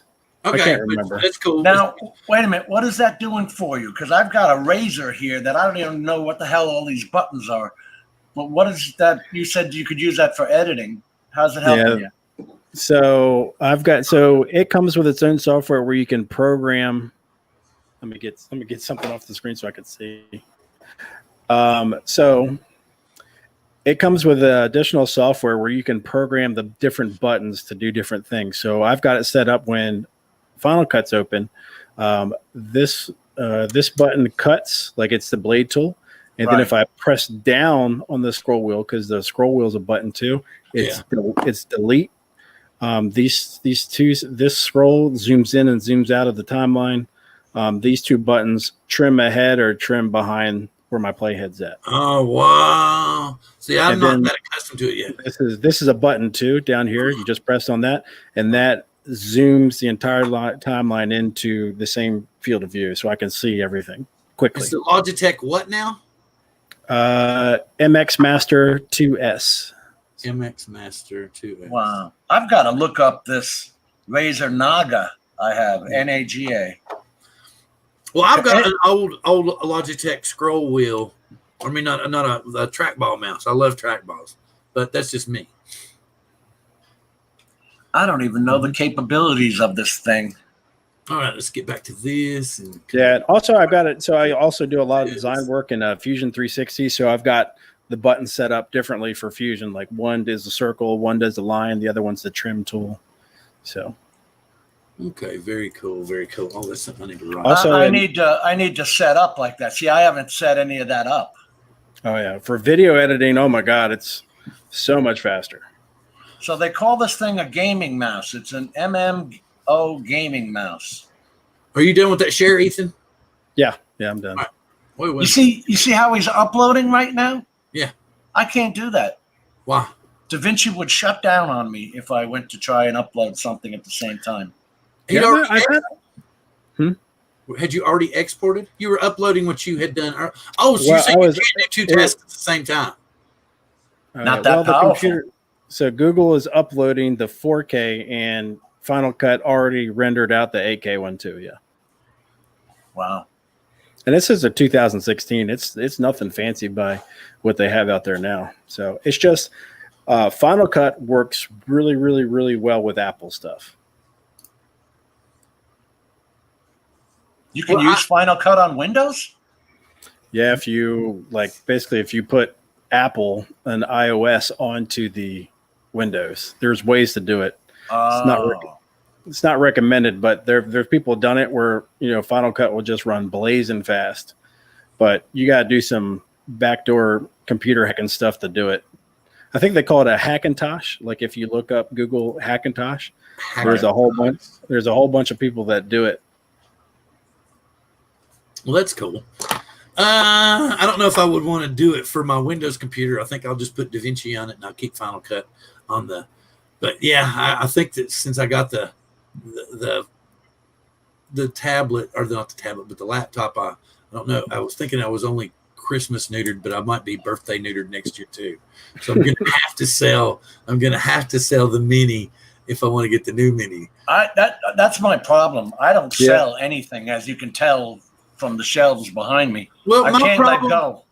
My problem was I would go look at a drone and I'd be like, oh, I haven't flown that. I'm gonna fly that tomorrow, and then I'd end up picking up a different drone and flying it, just because I had become used to it, or there was something new on that particular drone that just came out and I had forgotten about the other drone. And then I'd come back another 2 or 3 weeks later and then I'd say, oh, I'm going to do it again. And and I just never would. I kind of like the Phantom 4 Pro. It literally set for 8.5 months before I flew it again. I believe it. And I'm just like, I can't do that to the drone because it's no longer my baby, I think this was $150 at Best Buy.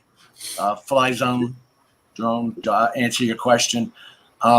It's the 1 terabyte version. And I had also bought the USB-C because I was going to use it as a Thunderbolt. And then it just sits inside one of these accessory adapters. You just put it in there, close the case, and plug it into USB-C. Oh, I like that. But I'm using it on the USB-C because I want to use my. Who did you get it from? Who'd you get it from? Best Buy. Oh, really? Yeah. And give me everything again. Say it again. It's the Samsung 970 EVO SSD. This blue thing is just a heat shield. Samsung 970 EVO SSD. Have you seen the T7s? No, I have not. I think they're they're the external SSDs, but I haven't seen one like that. What was the price tag on that? I think it was $150. Okay, well the Best Buy. new 1 terabyte T7 SSD is I think 119, but it's like it's more like the size of your phone. Oh my God! I bought a 6 terabyte for 128 from Western Digital. Mm-hmm. It's only the 7,200 RPM, but just to back up your footage. Yeah, those things are good. I use the Samsung portable SSDs to basically as my scratch drive. That's what I work off of. Mm-hmm. I use the T5 is their terabyte one, and then I have regular, spinning hard drives that I keep all the footage on. That's what I'm talking about. Yeah, I've got what is it? Let's see, what is it called? My Book. I have an 8 terabyte My Book. And mine is a 6 terabyte. I got for $120 at Walmart. And I have a 4 terabyte Backup Plus, and I also have a DJI Fly drive that's got 2 terabytes on it. But that's mainly like if I'm going out shooting or something, I can just pull out an SD card, throw it in it, it'll transfer, and it's kind of cool. Yay! Yeah, that's another thing to consider if you guys, anybody considering getting into HDR, your exported footage is going to just be massive. So it's if you got, if your footage, I think my HDR video that I made on how to do it was actually done in HDR, and I was able to do it the entire project with footage and everything on a 1 terabyte SSD. So it wasn't. It's not that bad. Okay, but how much? Okay, after you did all that, how much space was left on your 1 terabyte SSD? I think it only used half of it. So. Remember, you got to upload this to YouTube. Right. So that's why we didn't talk about it tonight. But so if you have an Apple device and you buy Apple Compressor, which is about $50, that enables you to use H.265 codec for export HDR, which YouTube does also recognize for HDR. And it is a much smaller file. Like those files that we saw today, that little bit we did today was about 3 gigs. If you exported that in H.265, that'd probably be 100 megabytes. So it'll upload really quick. But because your computer is taking so much time to compress it correctly, it takes a long time to export. So, for example, if I was to all those things to export in ProRes, which was 3 gigs, probably only took about a minute to export that. If I was to export that in H.265, it'd probably take 15 minutes to export. So it's one of two things. You quick to export, long to upload, or long to export, quick to upload. So it all depends on your situation. If you have crappy Wi-Fi, I would probably go the H.265 route. Oh, it took me an hour and 40 minutes to upload to YouTube. Is that 1.8 gigabyte file?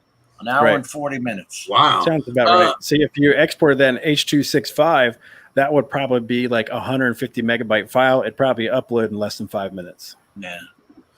You can see, I think any of the external flash drives like that are all decent. Actually, isn't it now that the external SSDs have a higher failure rate actually now than the actual spinning drives, don't they? Yeah, if I'm doing things for backup or storage, I wouldn't get an SSD. I'd stick with the spinning ones just because much more value for the money. You get way more storage capacity for the money. The only reason I use SSDs to work off of because they're wicked fast. Like in both of these are going through the Thunderbolt ports on my computer. So I can edit off of them just like it was on my hard drive. Exactly. Yeah. And everything that goes on this SSD gets backed up to the regular MyBook hard drive, the 6 terabyte one. Yeah. But like Ethan just said, if you're going to be to edit video, I edit this straight on the computer. Bingo, you're done. Well, see, that's what I'm considering is like, because I really don't go out, you know, on the shoot and shoot a whole lot of video. So I was actually thinking about delegating the external fly drive to the Apple for now, just to give me some extra space and keep everything off of the internal SSD drive, and then eventually getting an external SSD for the Apple. Jody has an 8 terabyte Red Pro. He don't want it to fail. Okay, wait. What is he saying here? My Femi, should I record? Actually, H2, it's not H2. It's actually the codec, isn't it? Or what is it? The MP4 is H264, and 265 is when you're shooting in MOV. Shooting 265 because you get more information. But what are they? It's not a bit rate thing. What are they? What do they determine? What is their proper? It's a compression thing. Yeah. Okay. Yeah. So what he's asking, is it better, you know, if you better to shoot in H.265 or H.264? And so that depends on if the Femi is set up to record higher quality footage in H.265. It may not be. It may be just changing codecs and putting the same information in that. So the H.265 is a better codec with better compression, so you can squeeze more information into basically that container. If it's set up to do more information that way, then yes, it would be better to shoot in H.265. But I don't think I really don't know, but I doubt it's set up that way, or else they probably advertise it to be better that way. Mm-hmm. For example, the only reason that the Mavic 2 Pro, the Google set, or sorry, the GoPro 7, the GoPro 9, this guy right here, the reason they can do 4K 100 megabits in 60 frames per second is because they've adopted that H.265 codec. If you switch to the H.264 codec, you don't get all those features because it can't hold that much information. I don't know if that makes sense to everybody. So, no, I understood, but the Femi, I don't. Is it? I think it's its transfer rate. I think it doesn't it have 100 megabit transfer rate. Right, Mike, does it have what's the transfer rate for the Femi? For example, I'll throw in an example. Say you take a drone. Say we'll go with the original Mavic Air, right? In H.264, it can do 4K at 100 megabits per second, correct? If they were able to put H.265 onto that drone, technically it should be able to record at, say, like 150 megabits per second. Technically. Mm-hmm. Everything the Mavic being 2 equal. Pro is 100 megabits. Yeah, and which I would personally like to see more features on that. Like they could easily step it back down to bit color and give you, say, 200 megabits per second in 4K, because we're all talking about information, how quick it can process and put that information on the SD card. You know, they don't even do that on their better cameras like the X5S. And that's still 100 megabits a second. I don't understand them. And they moved on the original Inspire, they had the X5 camera, and that had the processor actually in the camera. Right. And then with the X5S, they moved the processor onto the bird. So the camera was half the weight. But they've never gone over 100 megabits unless you go and get that ProRes license and the SSD card and all that for another couple of grand. Well, we need to let Mike know something here. It has HDR effect. I don't know if it actually shoots in 10-bit color, does it? The Femi shoot in 10-bit color? Yeah, and there's two parts to HDR. You need 10-bit and you need And then, picture profile that can get up to 10, a higher nit value. So HLG, D log, theoretically, any log can record up to 10,000 nits, even if it's 8-bit. Roger! Jody, Kinda late Jody for- talking about, are you talking about using the YouTube tab in DaVinci Resolve? Never use that. Always use custom or the 265 tab when you're rendering. I put mine up at 80,000 kilobits, which is 80 megabits. Mm-hmm. Yeah, that also goes for Final Cut. Don't ever use the presets like, to Apple Display or YouTube. Don't you ever use any of that. Always do master file or your own compressor setting stuff. Mm-hmm. That's why I like compressor, because you can just set it up there ahead of time and then just default to it, and then you're cool. Right. Yep. Yeah, the H.265. I mean, I remember Ken Dono talking about on his channel one day. He said that he's noticed that the stuff that he's exported in H.265 and uploaded to YouTube, he said he feels plays back smoother. I haven't really had a chance to mess with that too much, but the few things that I have uploaded in H.265 play back well. So I don't know if it's better or not. I mean, theoretically, if YouTube has set up the process that well, it should be, because it's smaller file sizes. So I shoot in MOV and then H.265 D-log. Mm-hmm. Yeah. And that'll get you the most information that 100 megabits a second is going to throughput. Right. I have a tendency to go with HLG just because my other cameras have HLG, so it's a little easier to match up in the computer. But yeah, D-log definitely does have more information in it. Cool. Okay. Well, we've been on for 2 hours, I do believe. Mm-hmm. Yeah, almost 2 hours. Yeah. I'm sure everybody's got to kind of wind down a little bit.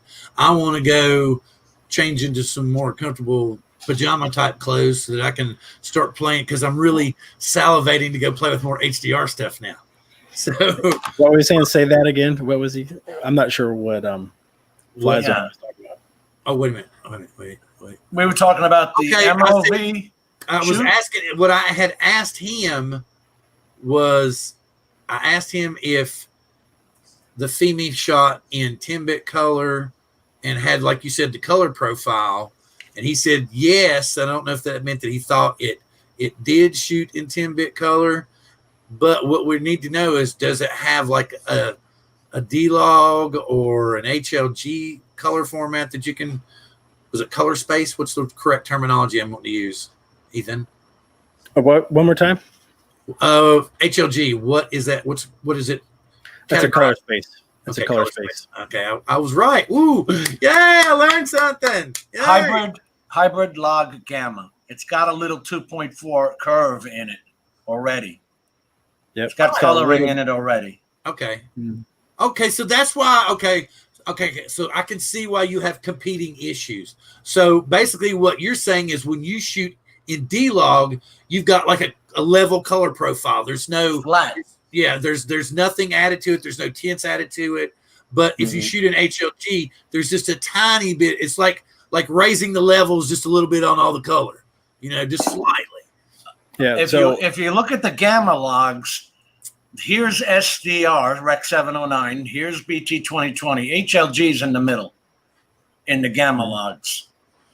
It's actually easier on the computer. Okay, Mike, what are you editing on? So he's saying it has F log. So that's the FEMI version of log, correct? Yeah, just like the Parrot Anafi's got P log. Yeah. Okay, but will that be good enough to, with a 10-bit profile, he's going to be able to still get true HDR, right? But he doesn't want to use the onboard HDR profile. No. Yeah. Okay, so what you want to do, Mike, you want to shoot, okay, can either one, you can shoot an H.264 or H.265. He could shoot in 1080 too, couldn't he? In shoot 10-bit? In DJI, you have to use H.265 if you're going to shoot in D-Log. Right. Yeah. Right. Or I don't know HOD. about Femi. I don't know about Femi. I would say go with H.265 personally. I mean, I doubt it's doing 10-bit. I mean, that would be a marketing thing they would have definitely said, but it might do okay in F-Log. You never know until you try it. I could tell you one thing: these, like the GoPros, they don't have a log; they have their flat. Well, that's standard, Mike. Right. And Fat 32 X Fat. This footage looks terrible when you put it in HDR. Oh wow. Well, yeah, because we've gotten that sick of that oversaturated GoPro profile. Yeah, it's rough. The first, because when it first came out, we were like, "Oh, look at the colors," and then like every time after that, we're like, Yeah. "It's just too much, man." And then everybody's crying for a log file. Okay, so that's cool. I'm not sure we'll come up with. Hold on. He said something about XFAT. You got to remember that XFAT 32 is only 4 gigabytes. It's only a 4 gigabyte file. It will chop it at that. So always use XFAT file system. Right. Well, he was asking. So. Oh no, I thought he was saying no. He was saying it has both. See, file system has. Oh, on your computer, yeah. But I think he was just saying that the Femi. Does the Femi actually have an internal storage? Yeah, how would the drone have that? That's what because now he's got me confused. Because now, why would it have, because, right, whatever you format the SD card as is what it's going to be. Right. But I'm like, you've got me wondering now if the drone has internal storage.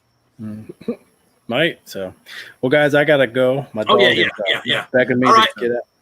Well, yep, Ethan's got to go. Thank you, Ethan. Good to have you back. Glad to have you, Jim. We will definitely do more of these, but we need to try to shoot some more HDR footage and play with it. So what we did today on the show, I'm actually going to, once it gets uploaded and whatnot and gets processed by YouTube, I will send Bill the links and he can post them in the description. So if you come back here, you can take a look at this video, see literally what we did, and then you can see what it looks like on your mobile device. I will also add my little HDR video and Jim's HDR video to the description as well.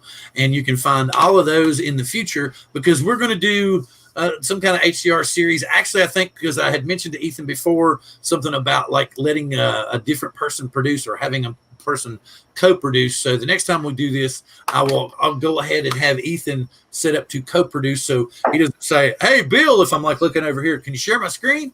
And he can just go ahead and. Hey, you know what? You know what, Bill? What? When we're in DaVinci, we can actually, you and I, work on a project together. Oh, really? Yeah. There's a collaborate. Okay, and another thing too is I had mentioned Al Diaz because he was in your stream last night, and I told him, I said I was thinking of you just the other day, Al, but not in a stalker creeper. Yeah. But yeah, I would like to get Al on with us too because Al produces HDR in Adobe. You know what happens, Ethan? So many guys get frustrated. Like when I first put out my first HDR, the YouTube changed the color so badly that these guys just say, "The hell with it. The hell with it." That's my point. As long as we can kind of keep people on the path, I think we're good. Go ahead, Ethan. I'm sorry. Well, it's good hanging out with you guys tonight. So I got to take off. All right. Ethan's going to take off. And Jim, I'm going to let you say goodnight real quick. Good night, guys. Jody, I'd love to run a render server. All right. Cool. Ethan's already bailed, and that leaves me and you, Jim. And I'm sure we'll bullshit here on Messenger in just a little bit anyway. But I'm really I want to fire up the Apple and start playing with some of the shit that I got here. All right, buddy. I'll catch you later. Let me get over here. Where's my thing? I can't get to it. All right, Jim's gone. It's just me and you guys. And I'm going to say, wait a minute, what do we got here? Good night. Thank you, Roger, for coming in. Good to see you. Mike, good to see you. Holler at me on Messenger if you're still awake. If you don't have to go to work, y'all can ask me questions or whatever. Ethan's going to bed. In the meantime, come back next week. We're going to do something a little different, probably not HDR. I don't know for sure what yet. Maybe something about the Mavic Mini 2, maybe more about the Air 2, maybe something. We haven't done anything about the Skydio in a while. Oh, by the way, before I take off, I want you to go here on YouTube and check out a dude or a channel called AdShot. He's been doing some Skydio stuff. I've been posting some stuff of his in the group itself. So I want you all to go check out his channel, because I think after his newborn son gets a little bit older, he's going to come on as a guest and talk to us, because I think he reminds me a lot of Sean Oz over on Oz's World. And I think y'all get a kick out of him. I've posted some of his stuff. He's a pretty cool dude. I do know that he's planning on trying to get with us in the future as his child gets a little older. And of course, everybody who's had a child knows what the chaos is like in their home. And he's going to come on at a future date and talk to us about his channel and his unique way of doing it, because he treks through waters and falls down and stuff, kind of like Sean does. But the whole time as he's doing it, he narrates the way through it. There's all kinds of, it's really cool voiceovers as he's on his trek. So it's really cool. So like I said, get over there and check out AdShot. Let him know that you saw him here. Come back here for more future HDR dates. We're going to come back. And I'm going to hit the button now and say, peace.